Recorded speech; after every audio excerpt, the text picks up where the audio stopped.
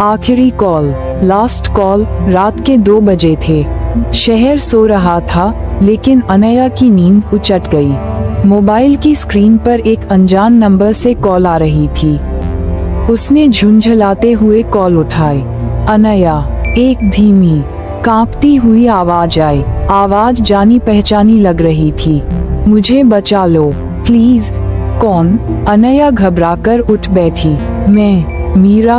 अनया का दिल थम गया। मीरा, उसकी बचपन की सबसे करीबी दोस्त, जो पिछले साल एक दुर्घटना में मारी गई थी। ये मजाक बंद करो, अनया ने कहा, लेकिन उसकी आवाज खुद डरी हुई थी। मैं मजाक नहीं कर रही।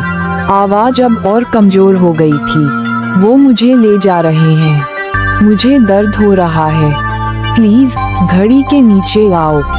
अनया का ध्यान अचानक अपनी दादी की उस पुरानी घड़ी पर गया, जो उसके घर के बेसमेंट में बंद थी। डरते हुए उसने बेसमेंट का दरवाजा खोला। वहाँ का सन्नाटा उसके कानों में गूंजने लगा। जब वह घड़ी के पास पहुंची, तो उसने देखा कि घड़ी की सुइयां 3 बजे पर रुकी हुई थीं, और उसके अंदर धुंधली परछाइयां घूम रही थीं। उसने गौर किया, घड़ी के शीशे पर मीरा का चेहरा उभर आया। वह रो रही थी, दर्द से तड़प रही थी।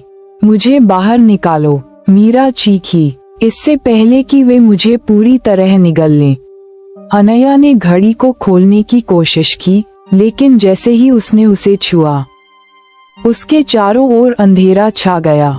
घड़ी के अंदर से डरावने चेहरे उभरने लगे, चीखते, तड़पते हुए। उनमें से एक ने अनया की कलाई पकड़ ली। तुमने दरवाजा खोल दिया, एक गहरी, भयानक आवाज गूंजी। अब तुम हमारी हो।